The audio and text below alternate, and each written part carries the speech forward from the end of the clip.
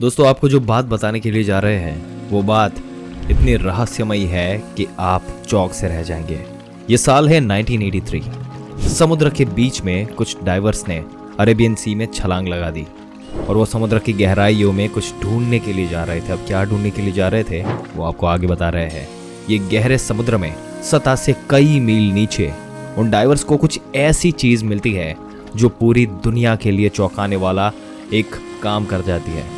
एक विशाल नगरी देखने में ऐसा लग रहा है कि मानो आज के समय की कोई अर्बन सिटी हो और समुद्र के नीचे बसी ऊंची दीवारें, सड़कें, महल, मूर्तियां और एक पूरा ऐसा वेल प्लान्ड शहर जो समंदर के अंदर ऐसी नगरी देखकर उन सारे जिन्होंने डाइव लगाई थी वो डाइवर्स हैरान रह गए ये सब देख के। और फिर वहां से उन्होंने एक ऐसी चीज की, वहां से पत्थरों के सैंपल्स लेकर उनकी जांच कर उनको पता चला कि ये पत्थर महाभारत के समय के हैं और ये नगरी जो है जिसका महाभारत में जिक्र है उसके बारे में बताया गया है, ये श्री कृष्ण की द्वारका नगरी है।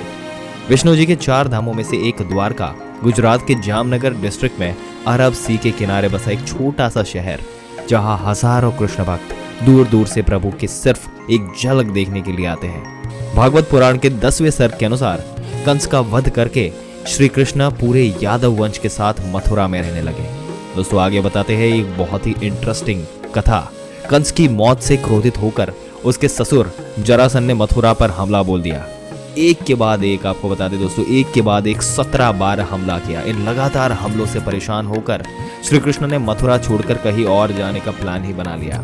उन्होंने समुद्र के ऊपर एक विशाल नगरी का निर्माण किया और वो आदेश दिया, लेकिन समुद्र देव की आज्ञा के बिना ये मुमकिन नहीं था। और तब श्री कृष्ण ने समुद्र देव की आराधना की।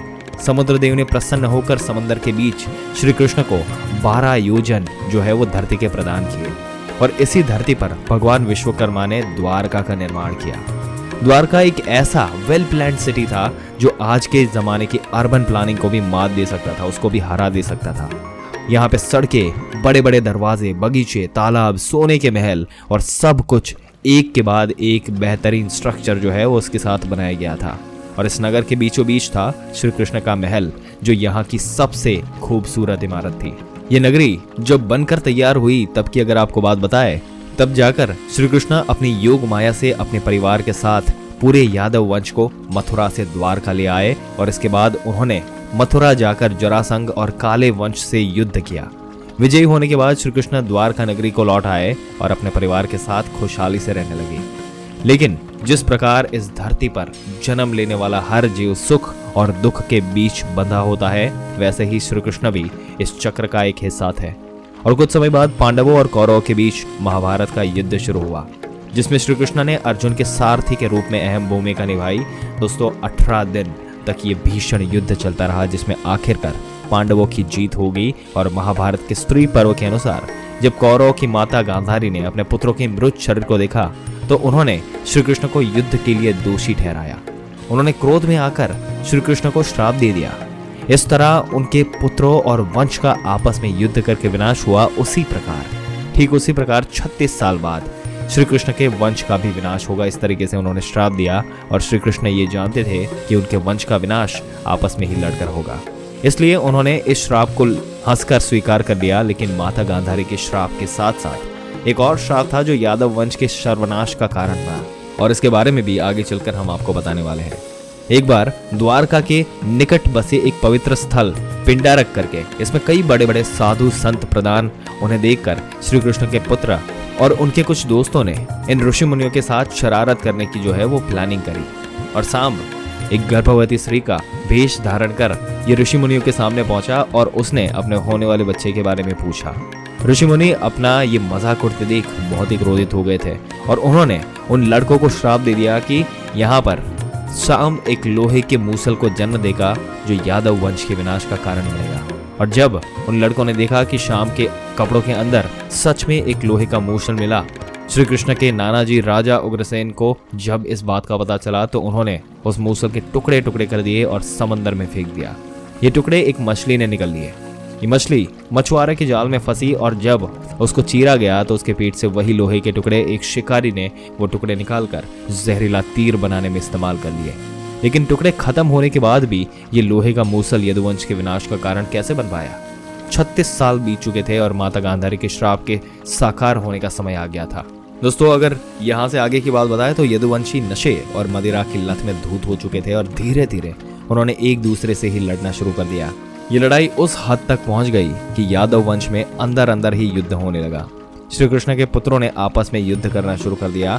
एक एक करके पूरे वंश का विनाश हो गया और बलराम जी ने भी धरती का त्याग कर दिया। श्री कृष्ण ने जब ये देखा तो वो भी पास ही एक पीपल के पेड़ के नीचे बैठ उसी समय जरा नाम के एक शिकारी ने उन्हें हिरण समझकर उन पर तीर चला दिया।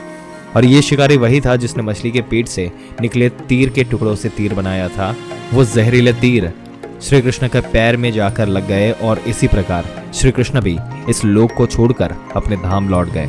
जब अर्जुन को इस बात का पता चला तो वो दौड़े दौड़े द्वारका पहुंचे, जहां पर ये दृश्य देखकर उनका दिल दर्द से कांप उठा। पूरी द्वारका नगरी जो अग्नि की चिता में जल रही थी, लेकिन अर्जुन ने होश संभाला और श्री कृष्ण से किए वादे के अनुसार सभी औरतों और बच्चों को वहां से सेफली बाहर निकाला। खाली होते ही द्वारका नगरी देखते ही देखते कुछ ही पल में समंदर के आंचल में समा गई और श्री कृष्ण की ये द्वारका हमेशा के लिए अरब सागर में कहीं खो गई। और वर्तमान में द्वारका के दोस्तों 2 हिस्से हैं। ये 2 हिस्सों में बांटा गया है। इसको हम जानते हैं द्वारका और बेट द्वारका के नाम से। द्वारका जो है वो समंदर के किनारे बसा एक शहर है और अगर बेट द्वारका की बात आपको बताएं तो समंदर के बीच एक बसा एक द्वीप है। और कई सालों तक पुराणों में कथित द्वारका को सिर्फ एक कहानी मानकर इसको झूठ मानकर निग्लेक्ट किया था और काफी ढूंढने के बाद भी ऐसे कोई सबूत नहीं मिले जो हमारी पौराणिक कथाओं में बसे इस खूबसूरत नगरी के असली होने का प्रूफ दे सकते हो। दोस्तों, 1930 की बात अगर आपको बताएं तो यहाँ पर एक खोज शुरू हुई और बेट द्वारका के आइलैंड के कई रिमेन्स मिले।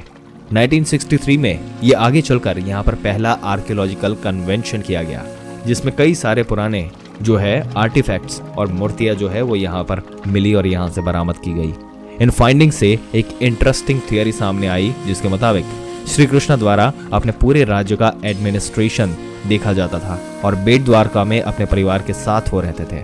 इसके बाद 1983 से 1990 के बीच की अगर बात बताए तो एक अंडर वाटर आर्कियोलॉजिस्ट जो है डॉक्टर और उनकी टीम इस मिशन को पूरा करने के लिए आगे आए और पानी के अंदर बहुत दिनों तक ढूंढने के बाद उन्हें पानी के नीचे एक अद्भुत नगरी के अवशेष मिले और उस नगरी की दीवारों की मजबूत नींव के साथ कई खंभे, इरिगेशन सिस्टम, मूर्तियां और भी बहुत कुछ मिला।